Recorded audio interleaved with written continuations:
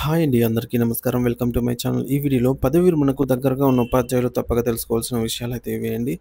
So, అవేంటో పూర్తి వివరాలు వీడియోలో తెలుసుకుందాము. వీడియోనైతే ఎక్కడ గాని స్కిప్ చేయకుండా ఎండ్ వరకు చూసేయండి. అప్పుడే ఇన్ఫర్మేషన్ పూర్తిగా అర్థమవుతుంది. అలాగే వీడియో చూస్తున్న ప్రతి ఒక్కరు వీడియోకి లైక్ చేయండి ఫ్రెండ్స్. ఈ వీడియోని తోటి ఉద్యోగ పెన్షన్ మిత్రులతో అయితే షేర్ చేయండి. కొత్తగా మన ఛానల్ చూస్తున్నవారు ఇంకా ఎవరైనా సబ్స్క్రైబ్ చేసుకోకుంటే వెంటనే మన ఛానల్‌ని సబ్స్క్రైబ్ చేసుకోండి. దీని ద్వారా నేను చేసే లేటెస్ట్ వీడియోస్ అన్నీ మీ వరకు రీచ్ అవుతాయి. ఇక ఆలస్యం చేయకుండా వివరాల్లోకైతే వెళ్ళిపోదాము. ఫ్రెండ్స్ ఇక విషయానికొచ్చినట్లయితే 24 ఏళ్ల స్కేలు ఒక అవకాశమా? లేక ఆర్థిక ఉచ్చులో చిక్కుకునే ప్రమాదమా? ముఖ్యంగా పదోన్నతికి దగ్గరలో ఉన్న ఎస్‌జిటి ఉపాధ్యాయులు తప్పక తెలుసుకోవాల్సిన విషయాలు ఇక్కడ తెలుసుకుందాము. సోదర ఉపాధ్యాయులకు నమస్కారం అండి. ముఖ్యంగా 2000 డీఎస్సీ బ్యాచ్‌కు చెందిన మన ఉపాధ్యాయులు 2024 నాటికి 24 సంవత్సరాల సర్వీస్ పూర్తి చేసుకుంటున్నారు. ఈ సందర్భంగా ఆటోమేటిక్ అడ్వాన్స్‌మెంట్ స్కీమ్ ఏఏఎస్ కింద వచ్చే 24 ఏళ్ల స్కేల్ తీసుకోవాలా? వద్దా? అనే కీలక నిర్ణయంలో సందిగ్ధంలో చాలామంది ఉంటారు. ఇది మీ ఆర్థిక భవిష్యత్తుపై తీవ్ర ప్రభావం చూపే నిర్ణయం కాబట్టి పూర్తి అవగాహనతో ముందడుగు వేయడం చాలా ముఖ్యము. అసలు 24 ఏళ్ల స్కేల్ అంటే ఏమిటి? ఒకే పోస్టులో పదోన్నతి లేకుండా అంటే ప్రమోషన్ లేకుండా సుదీర్ఘకాలంగా పనిచేస్తున్న ఉద్యోగులకు ఆర్థికంగా ప్రయోజనం చేకూర్చేందుకు ప్రభుత్వం ప్రవేశపెట్టే ఆటోమేటిక్ అడ్వాన్స్‌మెంట్ స్కీమ్ ఏఏఎస్‌లో ఇందులో భాగంగా 6 సంవత్సరాలకు, 12 సంవత్సరాలకు, 18 సంవత్సరాలకు స్కేల్‌లు ఇచ్చినట్లే 24 ఏళ్ళు పూర్తి చేసుకున్న వారికి కూడా ఒక నోషనల్ ఇంక్రిమెంట్ అయితే ఇస్తారు. అత్యంత ముఖ్య గమనిక. ఈ 24 ఏళ్ల స్కేల్ అనేది రెగ్యులర్ ఇంక్రిమెంట్ లాగా ఆటోమేటిక్‌గా రాదు. ఇది ఐచ్ఛికం అంటే ఆప్షనల్. సో, ఆప్షనల్ మాత్రమే. మీరు డిపార్ట్‌మెంట్ పరి పరీక్షలలో ఉత్తీర్ణులై మీ డీడీఓకు లిఖితపూర్వకంగా దరఖాస్తు చేసుకుంటేనే దీనిని మంజూరు చేస్తారు. నిర్ణయం మీదే. 2 కీలకమైన పరిస్థితులు. పదోన్నతికి అవకాశం ఉన్న ఎస్‌జిటిలు ముఖ్యంగా ఇంకా 8-12 సంవత్సరాల సర్వీసు మిగిలి ఉన్నవారు. ఈ 2 పరిస్థితులను జాగ్రత్తగా విశ్లేషించుకోవాలి. పరిస్థితి 1 24 ఏళ్ల స్కేల్ తీసుకున్న తర్వాత పదోన్నతి వస్తే. సో, తక్షణ ప్రయోజనం 24 ఏళ్ల స్కేలు పూర్తి కాగానే 24 ఏళ్ళు పూర్తి కాగానే మీకు ఒక నోషనల్ ఇంక్రిమెంట్ లభిస్తుంది. సో, స్కేల్ తీసుకున్న తర్వాత పదోన్నతి సమయంలో మీకు 2 ఇంక్రిమెంట్లు కాకుండా కేవలం ఒక ఇంక్రిమెంట్ మాత్రమే వస్తుంది. భవిష్యత్ నష్టం.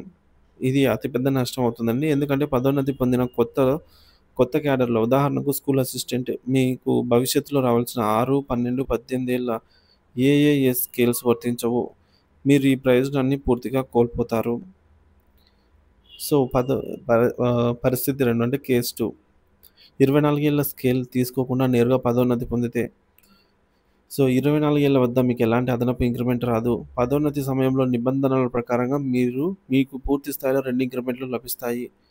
భవిష్యత్ ప్రయోజనం పొందిన కొత్త క్యాడర్‌లో మీరు 6, 12 సంవత్సరాల సర్వీసు పూర్తి చేసినప్పుడు మీకు రావాల్సిన ఏఏఎస్ ఆటోమేటిక్‌గా మరో 2 ఇంక్రిమెంట్లు యథాతథంగా అయితే వర్తిస్తాయి. సో, ఇక్కడ మనకు సర్వీస్ కాలము ఉంటేనే ఈ ఏఏఎస్ తీసుకోవడం 24 ఏళ్ల స్కేల్ తీసుకోకపోవడం మంచిదనమాట.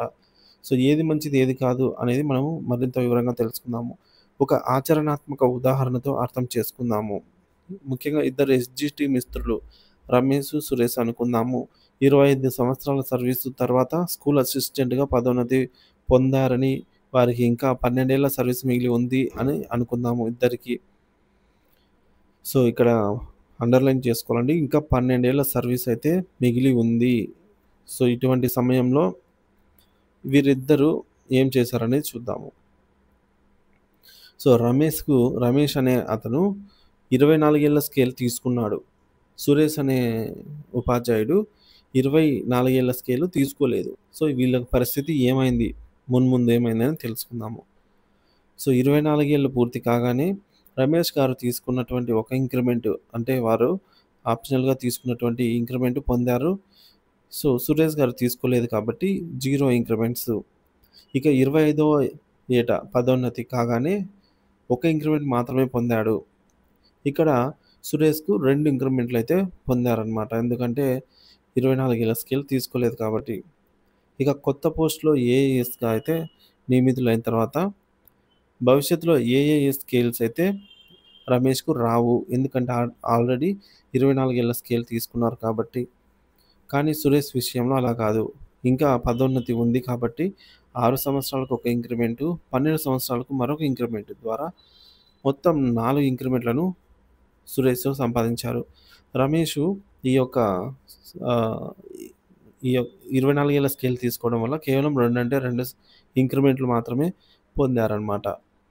అంటే ఇక్కడ మనకు స్పష్టంగా తెలుస్తుంది ఏందంటే, ఒకే సర్వీసు, ఒకే పదోన్నతి. కానీ 24 ఏళ్ల స్కేల్ వద్ద సురేష్ తన మిగిలిన సర్వీస్‌లో రమేష్ కంటే అదనంగా 2 ఇంక్రిమెంట్‌లని ఇక్కడ పొందాడనమాట. సో, ఇక్కడ ఇంకా అదే విధంగా ఇది అతని జీతంపై, రిటైర్మెంట్ బెనిఫిట్స్‌పై దీర్ఘకాలంలో గణనీయమైన ప్రభావాన్ని చూపుతుందనమాట. సో, ఈ ఇంక్రిమెంట్స్ వచ్చిన తర్వాత ఆటోమేటిక్‌గా పే స్కేల్ అనేది పెరుగుతుంది. పే స్కేల్ పెరిగిన తర్వాత మనకు పెన్షన్‌కి రిటైర్మెంట్ అయితే తీసుకున్న తర్వాత పెన్షన్‌లో లాస్ట్ డ్రాప్ బేసిక్ పేలో 50% కాబట్టి మనకు పెన్షన్‌లో గణనీయమైన మార్పయితే ఉంటుంది. కానీ సురేష్‌కు 2 ఇంక్రిమెంట్‌లే కాబట్టి తక్కువ ఉంటుందనమాట. సో, రమేష్‌తో పోలిస్తే పెన్షన్ అనేది సురేష్‌కు తక్కువ వచ్చే అవకాశం ఉంది.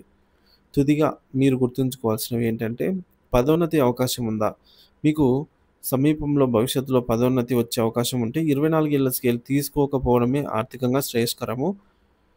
ఇక సర్వీసు ఎంత మిగిలింది? మీకు ఇంకా 8 సంవత్సరాల కంటే ఎక్కువ సర్వీసు ఉంటే భవిష్యత్తులో వచ్చే ఏఏఎస్ ప్రయోజనాలను వదులుకోవడం తెలివైన పని కాదు. పదోన్నతి అవకాశం లేకపోతే, మీకు ఇకపై పదోన్నతి పొందే అవకాశం లేదని, త్వరలోనే రిటైర్ అవుతున్నారని భావిస్తే తక్షణ ప్రయోజనం కోసం మీరు 24 ఏళ్ల స్కేల్‌ని తీసుకోవచ్చు. సో, అప్పుడైతే మనకు తర్వాత పదోన్నతి తర్వాత మనకు రిటైర్ అవుతున్నాం. సర్వీస్ ఉండదు కాబట్టి, తర్వాత మనకు ఇంక్రిమెంట్స్ రావు ఎలాగో. ఇప్పుడు తీసుకోకుంటే తర్వాత కూడా రావు కాబట్టి, ఇప్పుడు తీసుకోవడం మంచిది. రిటైర్మెంట్ మనకు దగ్గరలో ఉంటాయి. ఇక అనుభవజ్ఞుల సలహా. ఈ విషయంపై ఎలాంటి నిర్ణయాలు తీసుకునే ముందైనా మీ యొక్క DDO drawing and disbursing officer, senior ఉపాధ్యాయులు ఎవరైనా ఆల్రెడీ రిటైర్ అయిన ఉపాధ్యాయులు కావచ్చు, లేదా మీ సంఘంలో ఉద్యోగ సంఘం నాయకులతో చర్చించి వారి సలహా తీసుకోండి. సో, ఈ విధంగా అయితే ముందుకెళ్ళటం ఆర్థికంగా పెన్షన్‌లో పెరుగుదల అయితే ఉంటుంది ఫ్రెండ్స్. సో, ఇది మీ కెరీర్, మీ భవిష్యత్తు, మీ నిర్ణయం. ఆచితూచి అడుగు వేయండి. సో, రిటైర్మెంట్ దగ్గరలో ఉన్నవారు ఏది మీకు మేలనిపిస్తే అది మీరైతే ఫాలో అవ్వండి. Thank you for watching this video.